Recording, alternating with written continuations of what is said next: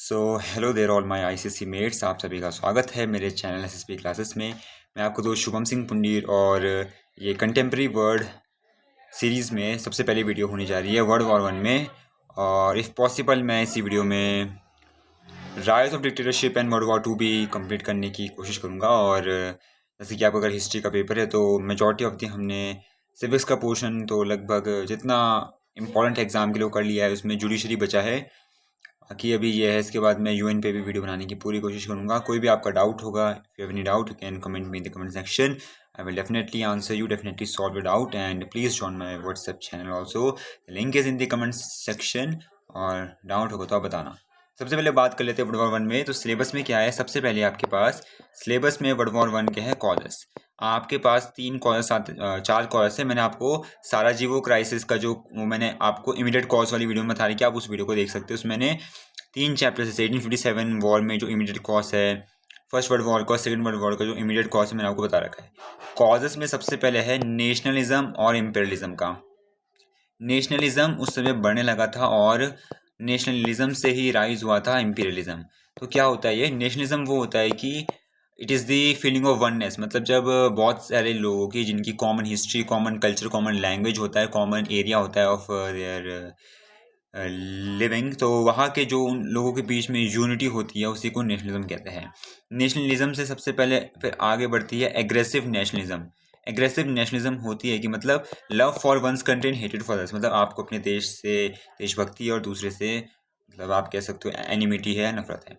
इसके बाद इम्पीरियलिज्म क्या होता है? इसका मतलब ये है कि किसी भी दूसरे कंट्री पे डायरेक्ट डायरेक्ट उसे कब्जा करना, अपने पार्ट का, अपने देश का पार्ट बना लेना, या फिर उस पर पॉलिटिकल तौर पे कब्जा करना, यानी कि किसी दूसरे देश पे कब्जा कर लेना। फॉर एग्जाम्पल, आपने उसका या तो लैंड ले लिया है अपने पास, या तो आप अपने देश से उस देश पे एक अपनी गवर्नमेंट चला रहे हो, या फिर उस पर पावर आपका है पूरा का पूरा। ये पहला कॉज है। दूसरा कॉज हम पे इसमें आता है आर्मामेंट रेस।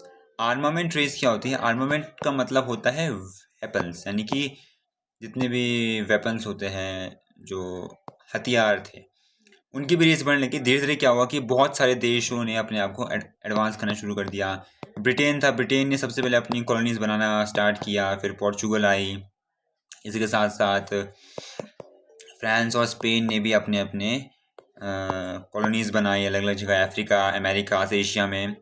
तो वैसे ही जब अब बहुत सारे जब कंट्रीज़ अपनी इम्पीरियलिज्म बढ़ा रहे थे, तो अब दूसरे अदर इम्पीरियलिस्टिक कंट्रीज से कम्पीट करना था, तो उनके लिए उन्होंने अपने आर्मीज़ को बढ़ाना शुरू कर दिया और अपने हथियारों को भी बढ़ाना शुरू कर दिया। इसके बाद क्या हुआ? Division of Europe. यूरोप को डिवीजन हो गया यूरोप का। यूरोप 2 ग्रुप्स में यूरोप का डिवीजन हो गया। सबसे पहला ग्रुप था हमारे पास ट्रिपल अलायंस।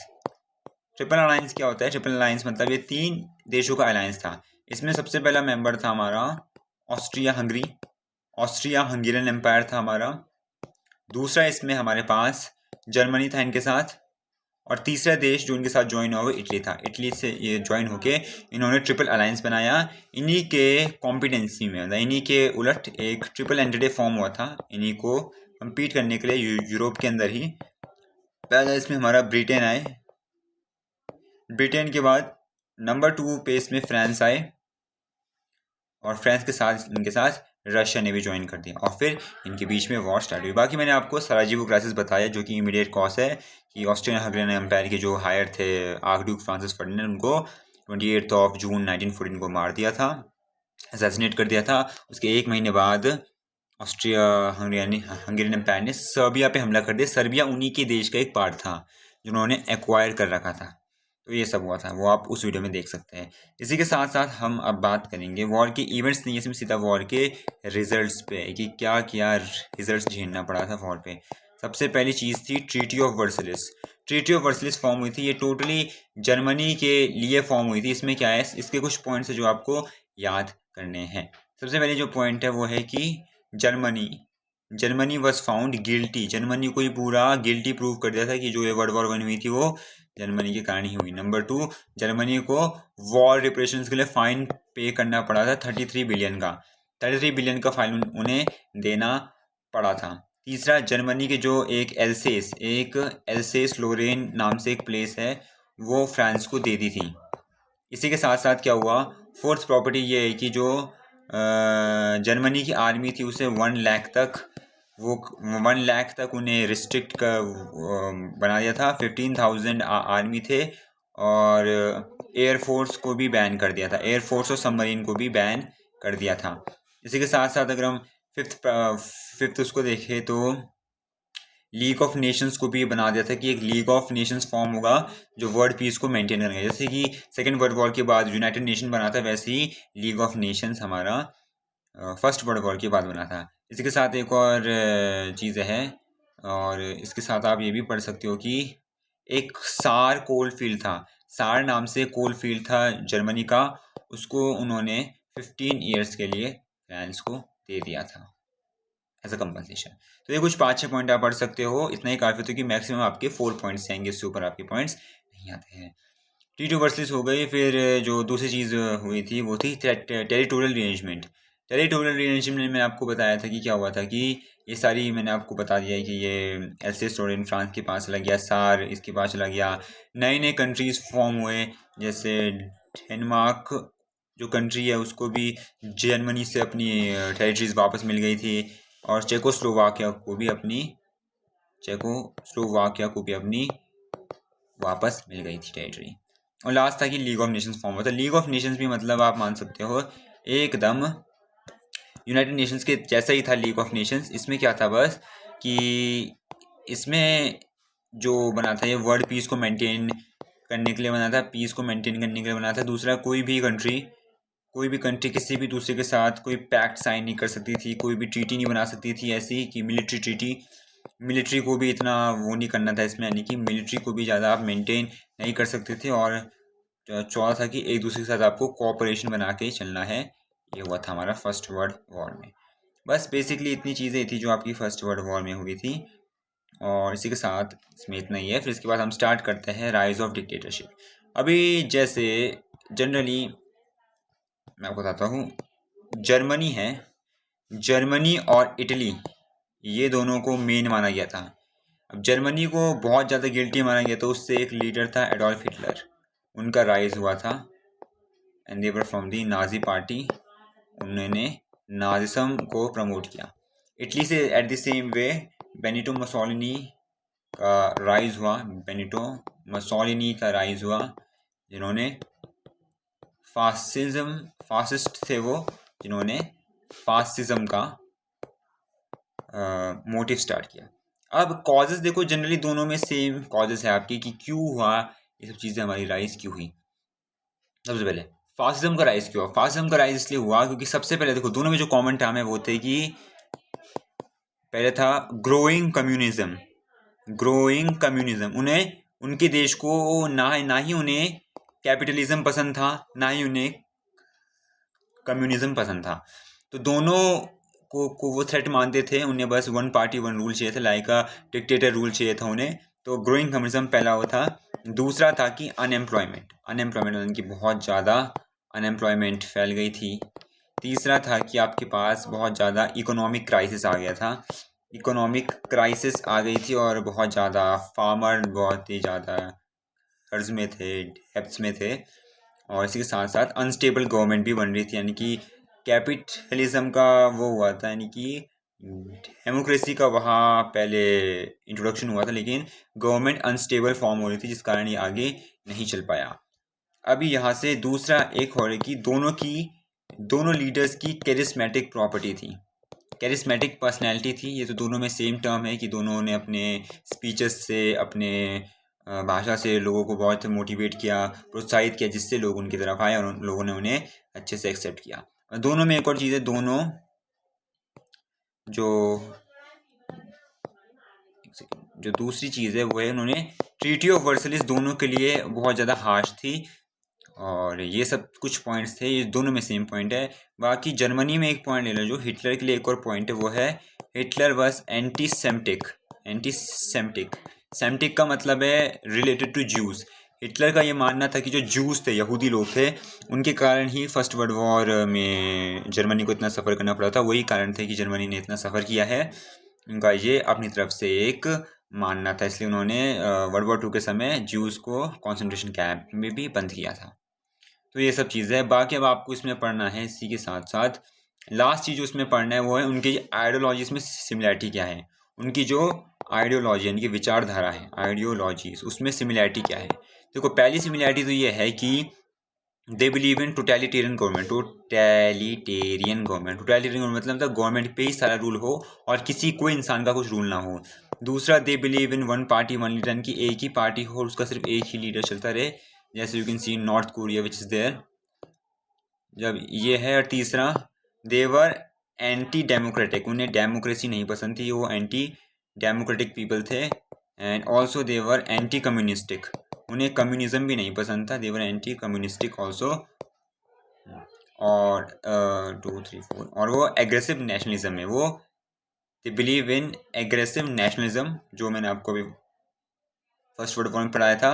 और साथ ही साथ they also believe in imperialism, मतलब वो भी टेरिटोरियल एक्विजिशन यानी कि दूसरे देश पे अपना राज करना चाहते थे।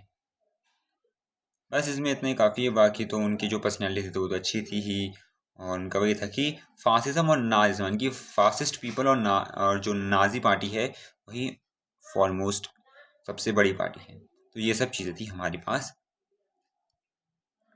राइज ऑफ डिक्टेटरशिप में। ये राइज ऑफ डिक्टेटरशिप है, आप इसका स्क्रीनशॉट ले सकते हैं, इसे थोड़ा पढ़ सकते हैं।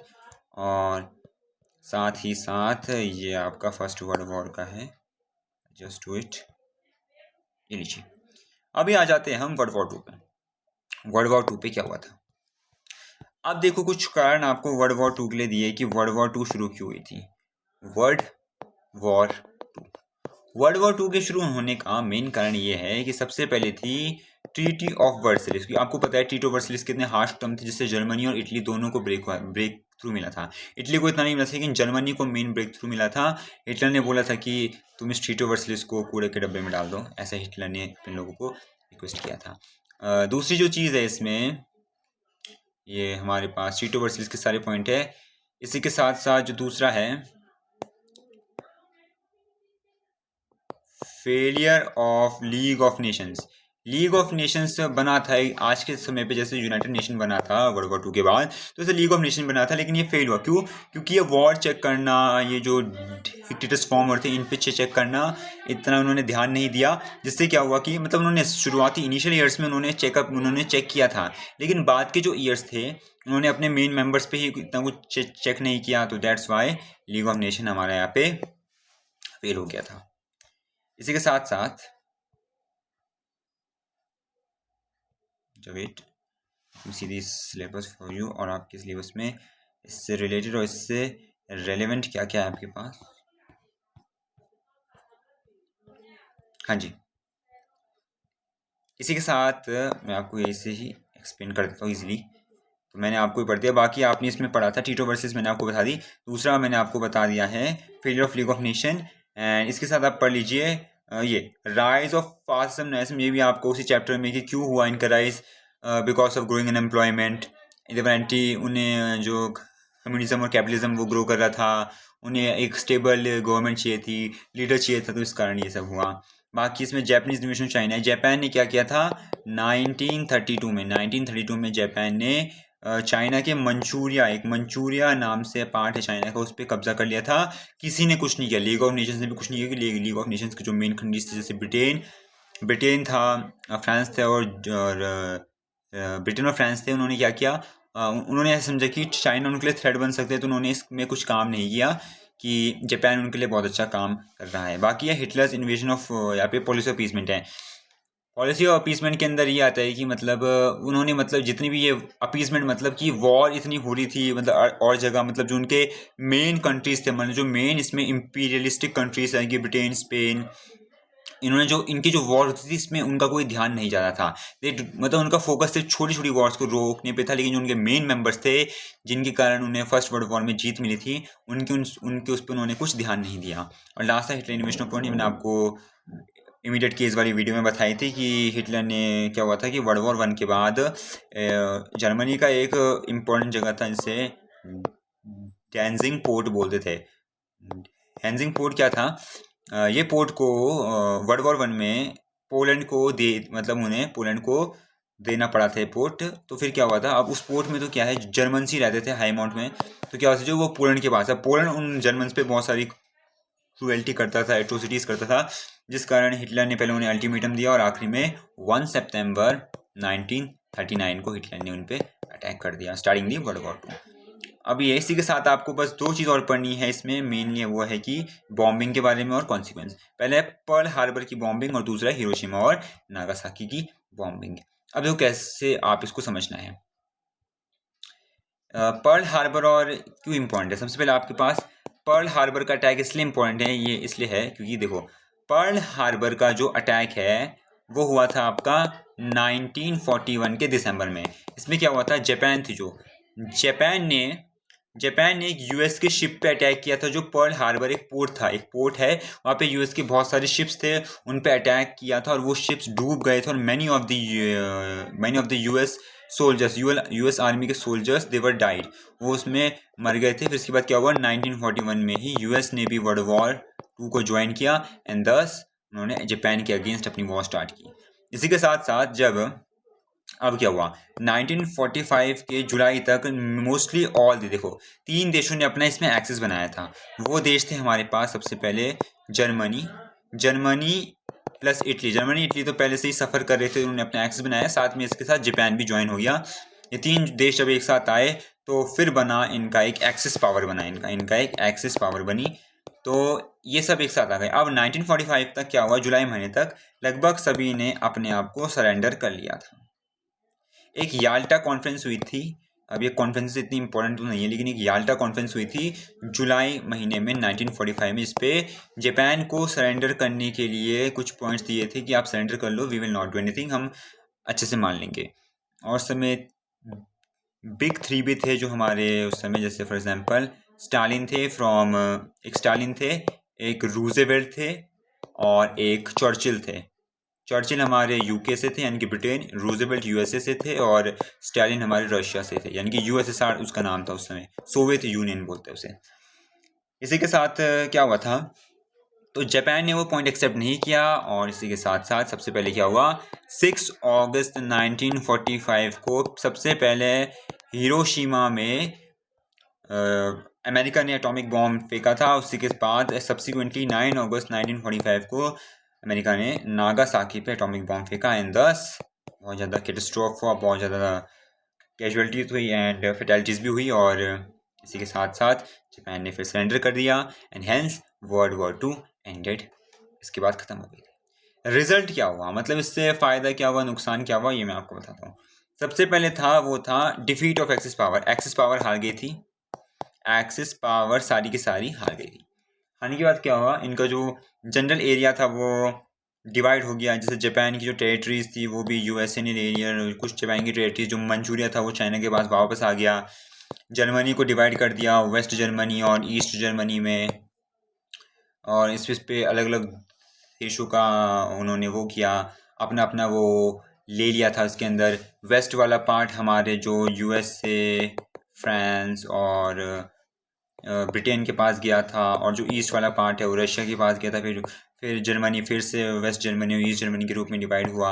ऐसे ऐसे उस समय हुआ था उस वर्ल्ड वॉर के बाद, और ये सब हुआ था। दूसरी थी यूनाइटेड नेशन फॉर्म हुआ था। यूनाइटेड नेशन बस वही है, ये तो यूनाइटेड नेशन आपको पूरे उसके एक अलग से चैप्टर है, वहाँ के पॉइंट्स आप इसमें कॉपी कर सकते हो कि 24 अक्टूबर 1945 को यूनाइटेड नेशन का फॉर्मेशन हुआ और आज तक वो पीस को मेंटेन कर रहा है पूरे वर्ल्ड में।